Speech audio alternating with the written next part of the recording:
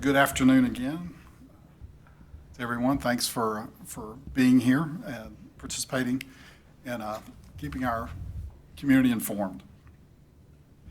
First, I want to just start by telling you that I am extremely proud of our city staff and the ways that they have continued to provide all major services to the community over the past several weeks. Our IS team has probably done 6 to 8 months worth of work in this time period in rebuilding and upgrading our systems based on next generation best practices. We've done all this in the midst of 3 holidays, including this weekend that folks will be working, and 2 major weather events. I want the community to remember that we are committed to the prompt resolution of all issues that are impacting services, and we're focusing significant time and resolve towards investigating and remediating any disruptions that the cyber event caused. We're dedicated to fully restoring all city resources and functionalities in as timely a manner as possible. And we appreciate the public's patience as we're doing those. As just a recall, when we were first made aware of the activity, the city promptly took our systems offline so we could isolate any unauthorized activity, and we kicked off our incident response protocol. So since the event, we've had great progress in restoring our internal services and continuing to maintain the existing services to our community. We continue to use our state and local agency support, including the North Carolina National Guard, the North Carolina Local Government Information Systems Strike Team, the Department of Emergency Management, North Carolina Department of Emergency Management, the FBI, Secret Service, and the Cybersecurity and Infrastructure Security Agency. We are still in the midst of an ongoing investigation, so we cannot release a lot of details on that investigation. Our partners we're working closely with these partners to understand the nature and the scope of what actually happened in this event. And again, we're restoring our network as safely and as quickly as possible. We are following their recommendations completely to make sure that our systems have the latest best practices in how we're providing our infrastructure network to serve the community. Some things that I will confirm today, as we've talked about before, the event did occur on December 26, 2024, which was during a holiday.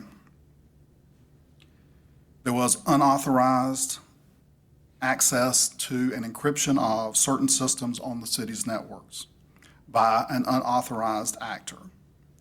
As I mentioned, for cautionary purposes, the decision was made to take certain city software computer systems and to disconnect completely from the internet to prevent any continued incursion into our systems.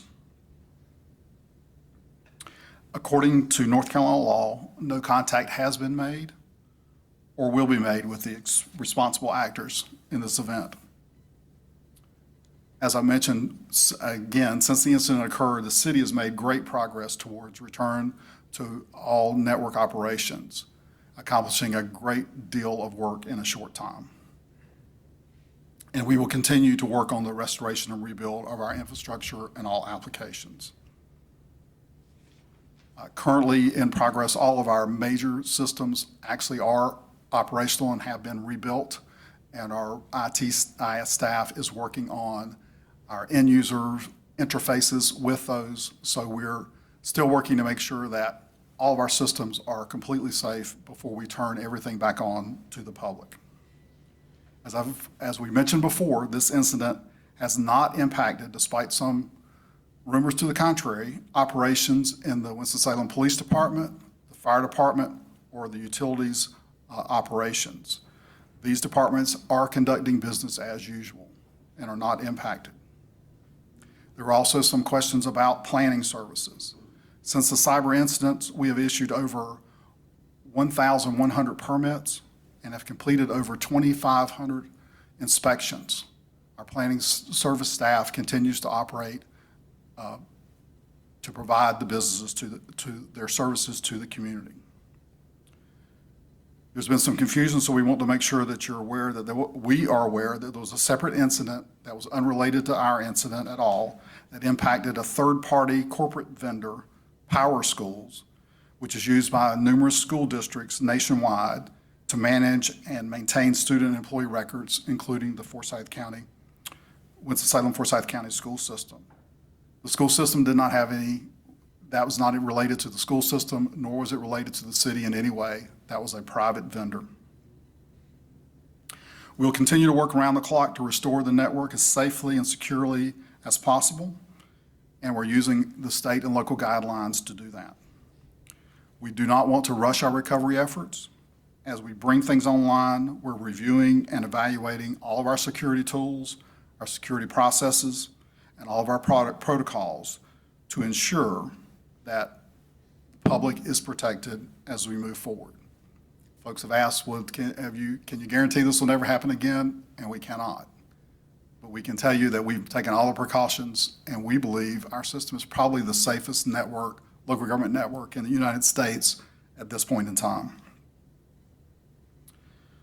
The investigation has not confirmed if any personal information was impacted as a result of the event, but that remains a primary focus of the criminal investigation. If personal information was impacted, we will communicate with the affected parties in accordance with all the applicable laws.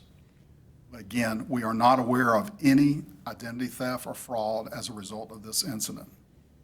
We thank the community for their continued understanding and flexibility during this time, and I'll take a few questions. Mr. City Manager, you mentioned the date that you discovered it. Have you determined when the intrusion occurred? Was it the same day? Had it been done for some time previously? And have you pinpointed when that actually happened?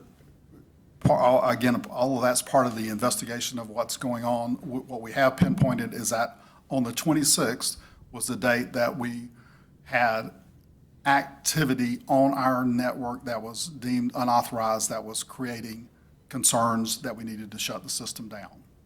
That was the first time it became that was the first time we were aware that we had an issue there that needed to be dealt with. And are you able to say, was it through any particular city department that found this out, or how that sort of? No, it actually, when the systems went down, it affected multiple parts of our system, so that there was several different departments that actually were seeing problems with their interactions on that day. So again, that's part of the investigation as to how that actually happened, but it was discovered in multiple ways. So it sounds like it's not just a case of that you took everything down. Some things were made inoperable by the intrusion, and then you took everything down. Is that the correct sequence? Once the incursion was discovered, they took down all systems that would provide any outside access into our system as a precautionary measure to make sure that whoever was maybe trying to get into our system from outside that was unauthorized would no longer have the ability to do that.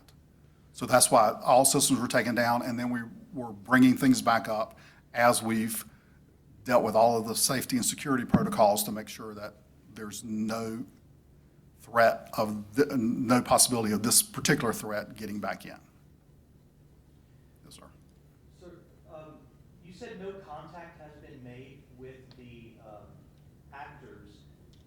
Does that mean that there was a demand for money? Was this a ransomware attack? I have had no contact with them. The city, or no one in the city has had any contact from them or with them. But does that mean that there was or was not a demand for money? There has been no contact, so there's no demand for anything. You said that people should not be concerned about their personal information, but it's my understanding that city payroll was affected. So if city payroll was affected, is there a possibility that city employees' personal information may have been compromised? I think that's a mischaracterization of what's going on. When systems were taken down, the payroll system was one of those that was taken down.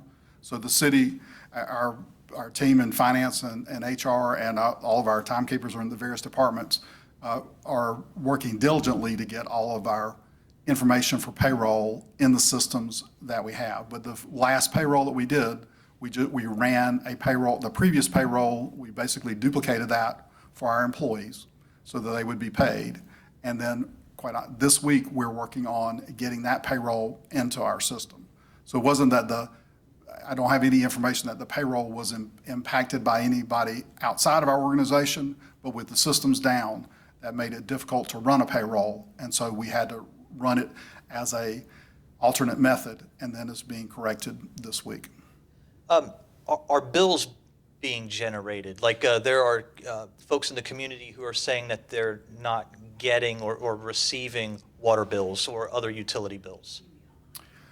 To my knowledge, all the utility bills are being generated, but I have to double check on that one.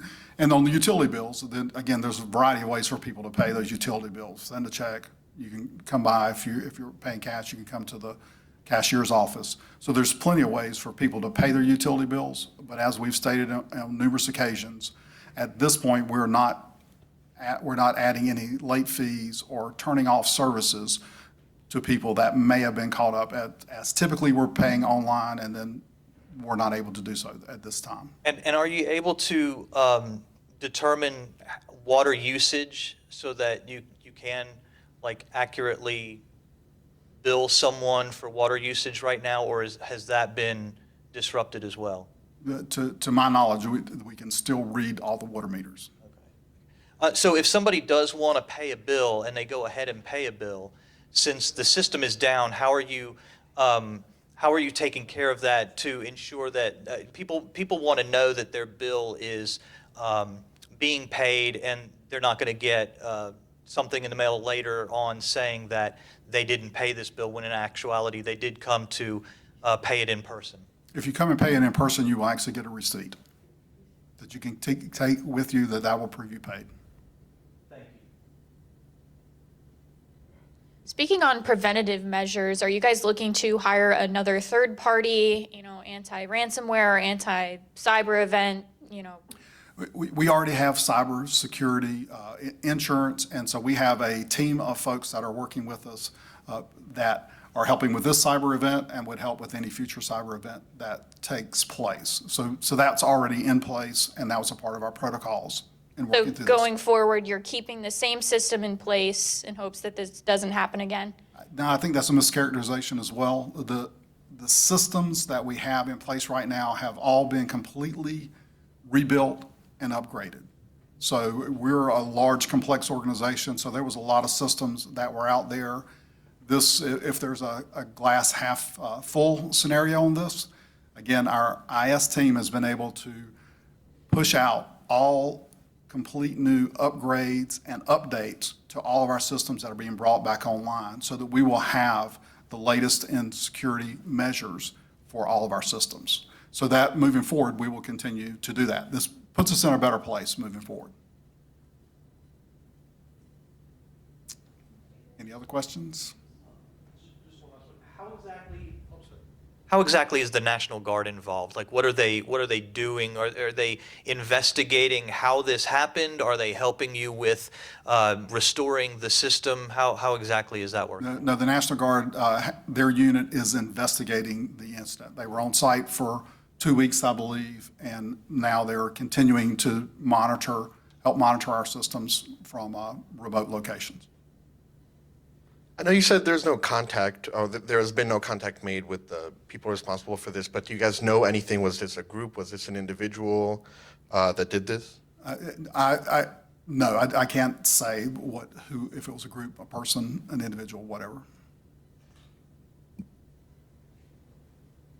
Okay? I've got a question, but I'm waiting for the mic. How has this impacted, internal works for the city? How are you guys still keeping business moving?